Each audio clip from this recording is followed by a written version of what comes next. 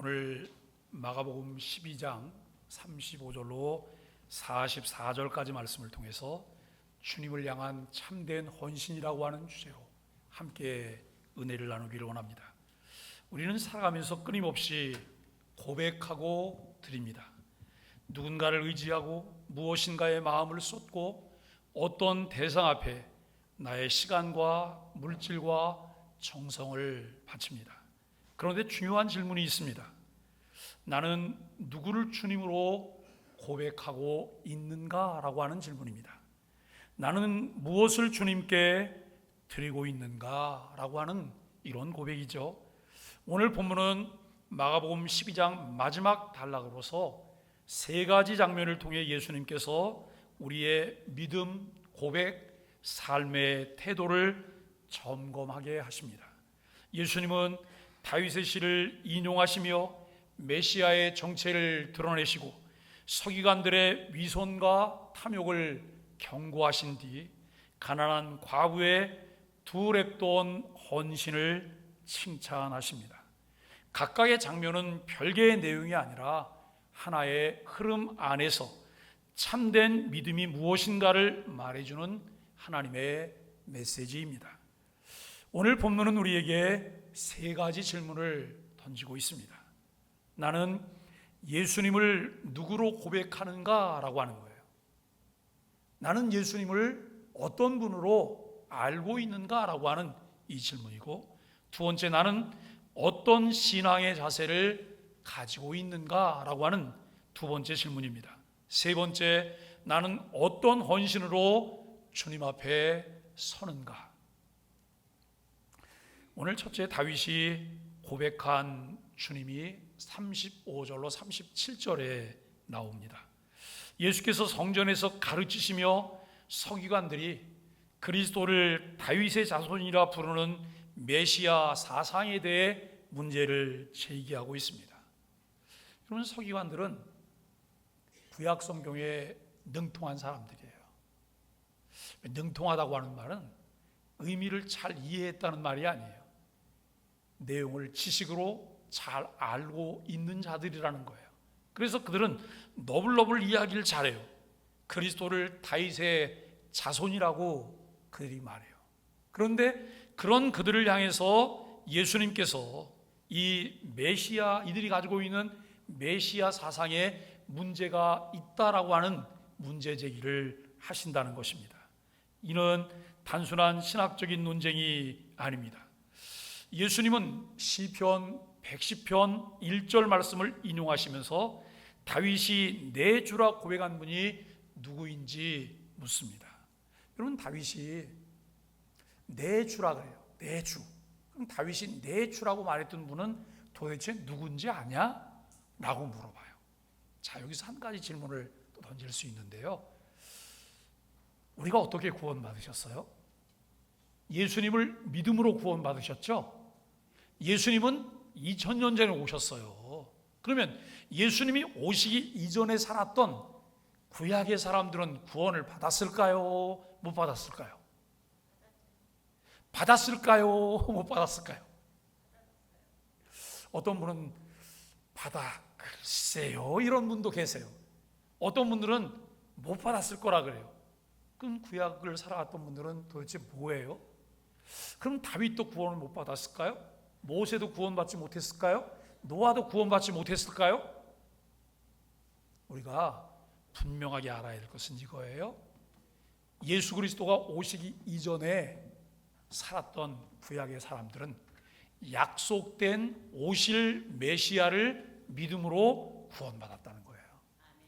아직 오시지 않았지만 오시기로 약속된 메시아를 믿음으로 구원받은 거예요. 신약을 살아갔던 분들은 이미 오신 예수 그리스도를 믿음으로 여러분 구원받죠? 우리는 어떤 예수님을 믿고 있어요?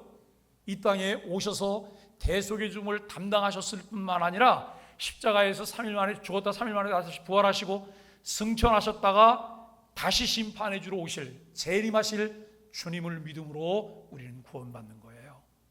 여러분, 이 사실들이 분명하다면 예수님께서 다윗이 내 주라고 고백했는데 이 내 주라고 고백한 분이 누군지 아냐?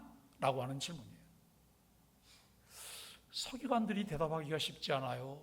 어쩌면 조금 발전적으로 대답했다면 그분은 약속된 메시아입니다, 약속된 메시아일 것입니다 라고 대답을 했겠죠. 어떻게 다윗이 자기 후손을 주라고 부를 수 있겠습니까? 다윗이 훨씬 이후에 오실 메시아인데 어떻게 여러분 그 후손에게 주라고 부를 수 있었겠습니까? 예수님의 질문은 당시 유대인들이 가지고 있었던 세속적이고 정치적인 메시아관을 비판하고 있는 것이죠. 그들은 메시아를 로마의 압제에서 이스라엘을 해방시킬 군사적 영웅, 정치적인 통치자로 기대했다고 하는 것입니다. 하지만 예수님은 다윗의 시를 통해 메시아가 단지 인간의 후손이 아니라 하나님의 아들 주님이심을 밝히고 있다는 거예요. 여러분, 이 말을 다른 말로 말하면 이 말이에요. 서기관들에게 다윗이 주라고 말한 사람이 누군지 아냐? 바로 나야. 바로 나야 라고 예수님이 말씀하시는 거예요. 그런데 이들은 그 다윗이 고백하였던 주이신 메시아이신 예수님이 자신들 앞에 있지만 그분이 메시아인 것을 알지 못해요. 왜요?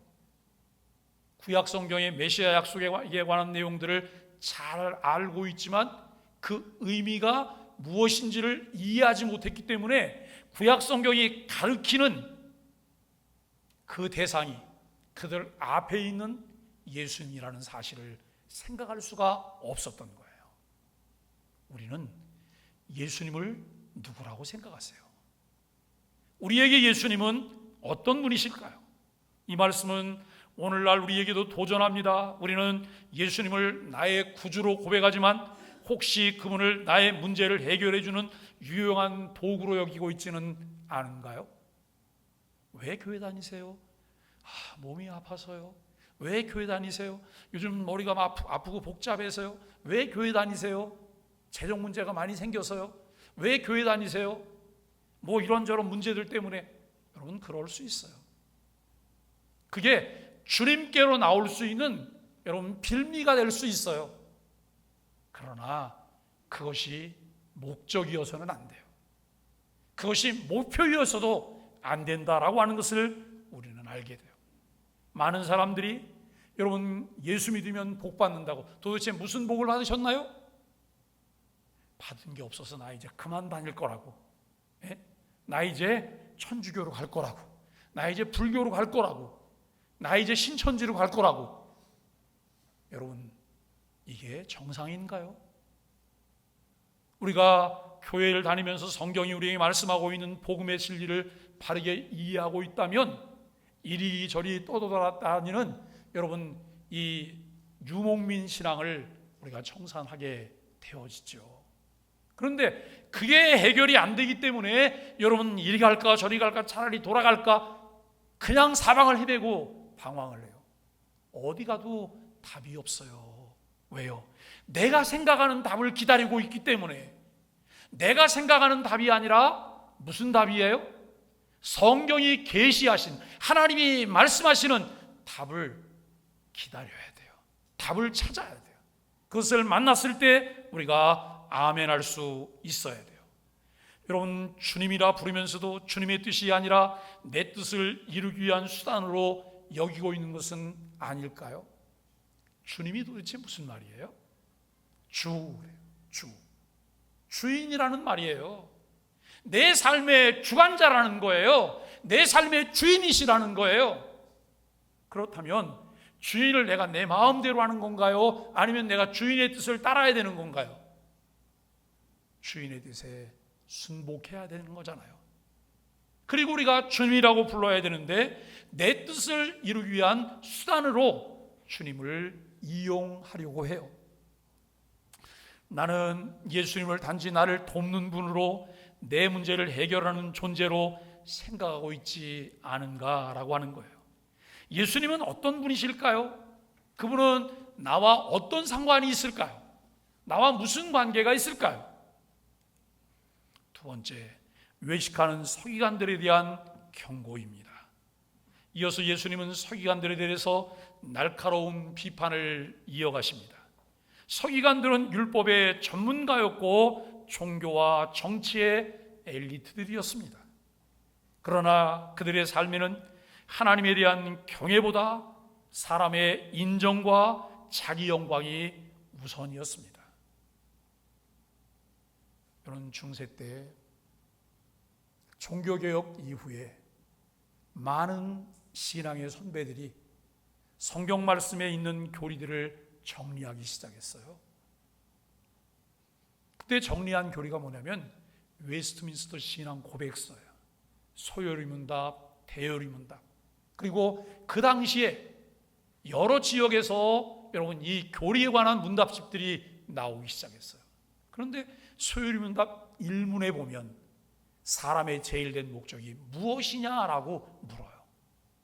우리가 이 세상을 살아가는데 내가 사는 목적이 무엇일까요? 어떤 목적을 가지고 우리는 세상을 살아가고 있을까요? 인생의 제일 된 목적은 하나님을 영화롭게 하는 것이다 라고 말을 해요. 하나님을 영화롭게 하고 영원토록 그를 즐거워하는 것이다. 내가 하나님을 영화롭게 한다고 해서 하나님이 영화롭고 내가 영화롭게 하지 않는다고 해서 하나님이 영화롭지 않은 게 아니에요. 이 말은 무슨 말이냐면 마치 우리가 거울처럼 하나님의 영광을 반사해 내는 사람들이어야 된다는 거예요. 그런데 우리는 하나님의 영광을 반사하는 것이 아니라 하나님의 영광을 흡수하면서 굴절시켜 갖고 다른 것을 방출해 내보낸다면 인생의 제일 된 목적에 맞게 사는 것은 아니지요. 그리고 우리가 눈을 감아도 눈을 떠도 여러분 살아도 죽어도 주님의 영광을 위해 살 수 있어야 돼요. 그분 때문에 기뻐할 수 있어야 돼요. 우리가 눈으로 보지는 못하지만 말할 수 없는 기쁨이 우리 안에 있어야 되는 거예요. 여러분 예수 믿는 기쁨이 있으신가요? 신앙생활에 기쁨이 있으세요? 신앙생활의 즐거움이 뭐라고 생각하세요? 매일매일 염려와 근심 많은 세상에서 두려워하고 불안해하면서 벌벌 떠는 이 삶이 아니라 인생의 주권자가 되시는 하나님께 모든 것을 양도했기 때문에 그분에 대한 신뢰를 가지고 믿음을 가지고 살아가는 거예요. 혹시 여러분 버스를 타시면 버스 타셔서 운전기사 얼굴을 한번 쳐다보세요. 술을 먹었나 안 먹었나. 그 다음에 운전기사가 운전 경력은 몇 년인지 물어보세요. 기사님 운전 경력이 몇 년이세요? 무사고신가요? 아니면 사고가 많았었나요? 이거 물어보세요. 아무도 안 물어보잖아요. 우리는 그냥 자연스럽게 마음 가운데 여러분 그 버스 운전기사를 믿는 거예요. 그죠? 그리고 이 차가 정비가 잘 됐는지 안 됐는지 여러분 확인하세요. 가서 타이어마다 다 보고 다니는 거예요. 밑에도 들여다보고 여러분 운전대는 제대로 좀 잘 이렇게 돌아가는지 확인하세요? 안 하시잖아요. 여러분 믿음이 대단하신 거예요. 예? 우리가 신앙생활하면서 하나님을 어떤 분으로 생각하세요? 그분이 전능자라 그러는데 정말 전능자라고 믿으세요? 왜 전능자를 앞에 두고 여러분 무능한 우리가 매일 무엇을 하려고 이랬다 저랬다 하면서 뭘 염려하고 근심하고 걱정하세요? 맡기고 편안하게 사세요. 편안하게 그분이 인도하시는 대로 이끄시는 대로 내가 그분을 여러분 개목줄 묶어 질질 끌고 다니듯이 여러분 끌고 다니려고 하지 마시고 그분이 나를 이끄시는 대로 가시면 되고 그분이 여러분 손가락을 가리키는 대로 내가 바라보면서 가시면 되는 거예요. 이것이 신앙이잖아요. 우리가 여러분 정말 하나님의 영광을 위해서 늘 그분 때문에 즐거워하고 기뻐할 수 있는 은혜가 있게 되기를 바랍니다. 여기 서기관들은 긴 옷을 입고 거리를 활보합니다. 사람들에게 인사받기를 원합니다. 회당의 높은 자리를 좋아하고 기도하는 체하며 사람의 눈을 의식하고 심지어는 가난한 과부의 재산을 삼키는 악을 행했다라고 성경은 말하고 있습니다. 이 모습은 신앙의 외식을 보여주는 거예요. 겉으로는 경건하지만 속에는 탐욕과 자기의가 가득한 그런 모습이죠. 예수님은 이런 자들이 더 엄중한 심판을 받을 것이라 경고하십니다. 여러분, 하나님께서 이런 사람들은 그냥 즉시 그 자리에서 즉결 심판을 하시면 우리가 정신을 좀 바짝 차릴 텐데요, 그냥 내버려 두세요. 내버려 두시는 거예요. 근데 하나님이 무한정 내버려 두실까요? 아니에요. 하나님의 때가 있어요. 때가 찼을 때 하나님께서는 그때 심판을 하세요. 그런데 그 때가 차기까지 하나님이 기다리시는 그 기간, 우리가 착각을 해요. 아, 이렇게 해도 되는 거구나, 저렇게 해도 되네, 아무 일도 없구나, 그냥 그렇게 살아도 별 문제가 없네. 여러분, 정말 그럴까요? 그렇지 않아요. 어제 하루 종일 뉴스에서 장식했던 내용이 뭔가요? 대통령이 지하를 통해서 조사를 받으러 갈 것인지 현관을 통해서 조사를 받으러 갈 것인지, 그게 여러분 뉴스거리예요. 예? 그리고 조사를 받다가 점심시간 지나서 조사를 안 받겠다고 버팅기는 것으로 또 하루 종일 뉴스가 장식을 했어요. 누가 그렇게 하래요? 대통령 뽑아줬더니 왜 그딴 짓을 해요? 예? 그리고 이제 기다리는 거는 그 다음엔 뭐가 있겠어요? 뻗팅겨봤자 시간 문제예요.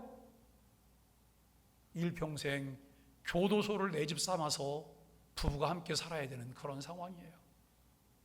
우리는 성경을 보고 주변의 사람들을 보면서 여러분, 참된 그리스도인의 삶의 모습은 어떤 것일까에 대한 교훈을 얻으셔야 돼요. 경각심을 가지고 늘 우리가 살아가야 돼요. 우리도 여러분, 이 말씀 앞에 정직하게 서야 합니다. 내가 하는 예배, 봉사, 기도는 진심인가? 혹시 사람들에게 보이기 위한 외식은 아닐까? 신앙이 나를 위한 자기만족으로 변질되지는 않았는가? 라고 하는 거예요. 나의 신앙에는 외식의 흔적이 있는가? 하나님의 눈앞에 진실한가를 우리가 물어야 합니다. 하나님 앞에서라는 코람데오 신전 의식을 가진 자로 살아갈 때 진실함으로 주 앞에 서게 돼요. 사람의 눈치를 많이 보세요. 눈치를 많이 보는 사람들은요, 어쩌면 그에게 하나님이 없을 수도 있어요. 사람 눈치 보지 마세요. 하나님의 눈치를 보셔야 돼요. 하나님의 눈치를. 그리고 사람 앞에 당당하셔야 돼요. 나보다 약한 자고 나보다 없는 자고 나보다 소외된 자면 그에 대해서 긍휼히 여기는 마음이 일어나도록 주님 앞에 늘 기도하셔야 돼요. 왜요? 그 마음이 주님의 마음이기 때문에. 나보다 강한 자들 앞에서 내가 여러분 비굴해지시면 안 돼요. 당당해지셔야 돼요. 당당하게 내 목소리를 낼 수 있어야 돼요. 그러나 어떤 사람이든 우리가 사람을 비교해서는 안 돼요. 사람을 이해하셔야 돼요. 배려하셔야 되고, 관용할 줄 아셔야 되고, 존중하셔야 되고, 사랑하셔야 돼요. 여러분, 이렇게 하고 나면 우리의 삶 속에서 우리가 늘 우리를 잡아다니면서 시달리게 하는 것으로부터 해방이 돼요. 그게 무엇일까요? 남을 비판하는 것과 조롱하는 것과 정죄하는 것으로부터 자유해져요. 이것이 주님께서 우리에게 주신 은혜이며 그리스도인들이 살아갈 삶의 태도라고 하는 것을 생각합니다. 세 번째는 과부의 두 랩돈입니다. 참된 헌신의 본을 우리에게 보여주고 있는데요, 예수님은 성전 헌금함을 유심히 보십니다. 누가 어떻게 헌금하나, 얼마를 내나 주님이 보셨던 것 같아요. 많은 부자들이 지나가면서 헌금을 넣습니다. 많이 넣어요. 헌금을 많이 하면서 지나가요. 그런데 예수님의 눈길에는 가난한 과부가 눈에 들어옵니다. 시선이 거기에 머물게 됩니다. 그녀는 단 두 랩돈을 당시 노동자의 하루 품삯의 64분의 1에 해당하는 작은 동전을 드린 거예요. 어쩌면 라면 한 끼 사 먹을 수 없을 정도의 작은 돈일 것 같아요. 그것을 드렸어요. 부자와 과부가 드린 헌금의 액수는 비교할 수 없을 만큼 큰 차이가 났습니다. 그러나 예수님은 그녀가 누구보다 많이 드렸다고 예수님이 칭찬하세요. 이게 도대체 무슨 논리고 무슨 계산 방법이에요? 이게 하나님 나라의 논리며 하나님 나라의 계산 방법이에요. 여러분도 그거 인정하세요? 하나님 나라의 방법이에요, 이것이. 이유는 단순해요. 그녀는 전부를 드렸기 때문에. 전부를 다 드리라는 거야? 이거 어떻게 해? 오늘 지갑에 돈도 많이 넣고 왔는데. 여러분 그 걱정하세요? 너무 얄팍하게 이해하지 마세요. 너무 이상하게 이해하셔서는 안 돼요. 예수님은 그녀가 생활비 전부를 넣었음을 아십니다. 예수님은 단지 돈의 양이 아니라 드림의 태도와 마음을 보셨다는 거예요. 그녀는 하나님께 자기 생명을 의탁하는 전적인 헌신을 드렸습니다. 이는 앞선 서기관들의 탐욕과 극명한 대조를 이루게 됩니다. 세상은 부자들의 헌금을 더 의미 있게 보지만 하나님은 가난한 과부의 믿음 어린 헌금 드림을 더 귀하게 여기신다는 거예요. 사르밧 과부는 마지막 밀가루와 기름을 엘리사에게 드렸어요. 하나님의 공급을 경험하게 됩니다. 여러분 이것을 보면서 엘리사는 어쩌면 그렇게 얄궂을까? 가뭄 속에 이제는 이 과부와 아들이 마지막 만찬을 하고 그 다음에는 먹을 게 없어서 굶어 죽을 준비를 하고 있는 건데 이 마지막 만찬을 자기에게 달라고 얘기를 하니 이건 도대체 뭘까? 그런데 이 사르밧 과부가 그것을 엘리야에게 내어줌으로 그 다음에 놀라운 경험을 한 거예요. 통 속에 가루가 마르지 않아요. 병 속에 기름이 떨어지지 않아요. 하나님의 공급하심을 경험하는 놀라운 은혜를 체험하게 되는 것이죠. 바울은 자기를 하나님께 산제물로 헌신했습니다. 그들은 모두가 하나님을 전적으로 신뢰했기에 가능한 헌금을 드린 이들입니다. 오늘 여러분 예배 오신 여러분들은 어떠신가요? 내 마음을, 내 삶을, 내 모든 것을 주님께 드리는 마음으로 주의 전에 나왔고 그분께 예배하고 찬양하고 있나요? 여러분 그렇게 드리는 것이 맞지 않나요? 아니면 그런 생각 없이 아무 생각 없이 그냥 오셨나요? 아무것도 기대할 수 있는 게 없잖아요. 억지로 끌려오셨나요? 제가 자주 드리는 말씀이 있잖아요. 그러면 한번 생각해 보시라고. 굳이 억지로 나오실 필요 없으세요. 이 신앙생활이 억지로 할 수 있는 게 아니에요. 기쁨과 즐거움이 넘쳐나는 것이 신앙생활인데 왜 이걸 억지로 하세요? 하나님의 은혜에 이끌리면서 진리를 깨닫게 되고 그 진수를 경험하고 누리면서 신앙생활 하시게 되기를 바라고, 헌금 생활도 똑같아요. 헌금 드리는데 아까운 생각이 들면 드리지 마세요. 하나님은 받지 않으세요. 하나님은 내 마음을 받기를 원하시고 하나님은 내 삶을 받기를 원하세요. 그리고 또 혹시 이런 마음으로 헌금하세요? 이거 헌금 10,000원 하면 하나님이 나한테 10만 원 줄지 몰라? 이거 10만 원인데 하나님 100만 원 줄지도 몰라? 그런 기대가 있으세요? 여러분 그런 기대를 가지고 일천번제를 드리세요? 하나님 반응 없으세요. 하나님 반응 안 하세요. 우리가 오해하고 있는 거예요. 하나님은 이미 모든 것을 우리에게 다 공급하셨어요. 공급하신 것을 누리고 깨닫는 자들이 감사함으로 하나님께 드리는 것이 헌금이에요. 그 은혜로 우리가 헌금의 삶도 사시게 되기를 바랍니다. 내 생애를 전부 하나님 앞에 드리는 일이 필요해요. 바른 신앙 고백과 바른 은혜는 먼저 그의 나라와 그의 의를 구하는 신앙을 갖게 합니다. 남은 물질로, 남은 시간으로 하나님께 드림이 아니라 자신의 전인격을 하나님께 드리는 바른 신앙적 태도를 우리에게 가르쳐 줍니다. 나는 주님 앞에 나의 어떤 부분을 드리고 있을까요? 내 삶 전체를 주님께 드릴 준비가 되어 있나요? 사랑하는 소망의 가족 여러분, 예수님은 마가복음에서 참된 제자도를 가르치시며 우리에게 보여주고 있습니다. 예수님 자신이 이 땅에 온 것은 섬김을 받으러 온 것이 아니라 오히려 자신의 목숨을 대속물로 주기 위함이라 말씀하셨고 결국 그 일을 실천하셨습니다. 예수님은 하나님 아버지의 뜻이 무엇인지 아셨고 온전히 그 일에 순종하여서 하나님의 뜻을 이루셨습니다.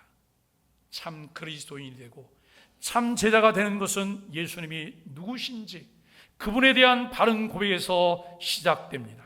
예수님을 구주로 믿는 바른 신앙 고백 위에 여러분 교회만 다니는 형식적 신앙인이 아닌 교회가 되어야 합니다.